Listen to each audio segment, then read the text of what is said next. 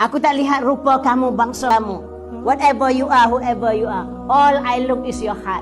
Yang aku tengok hati-hati kamu, puan-puan. Sebab tu saya kata hati tempat tilik Allah. Apa makna tilik? Tengok seimbas. Tapi tilik, tengok, lihat, appreciate. Kalau kita ada sifat mahmudah lah. Tapi kalau ada mazmumah apa-apa, molek gapo gayok petok tudung dia. Faham tak? Orang yang negative thinking will always focus benda negatif. Walaupun benda tu positif. Betul tak?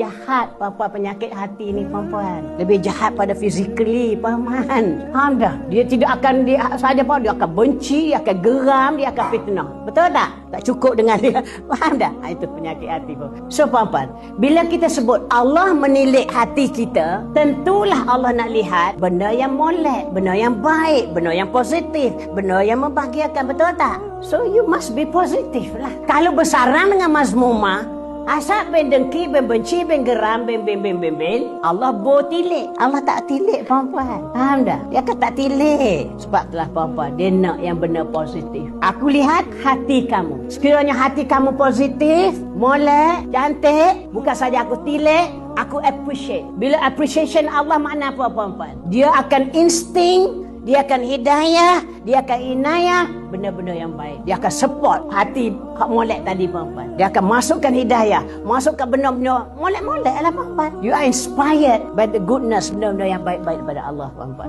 Ini cantik. Once Allah tilik hati kita, perempuan, Allah akan hayati dan akan hidayahkan, instingkan benda yang baik-baik. And then hati inilah generator. Dari hati yang baik, bila Allah hidayahkan yang baik, puan-puan, mata akan tengok yang baik-baik, telinga akan dengar yang baik-baik, kaki akan gerakkan kita kepada kebaikan, puan-puan. Ni. Nak mari ke kelas, nak mari ke tempat molek-molek, nak mari. Bukan senang nak ni, puan-puan. Dia banyaknya tak nak tu, puan-puan. Faham tak?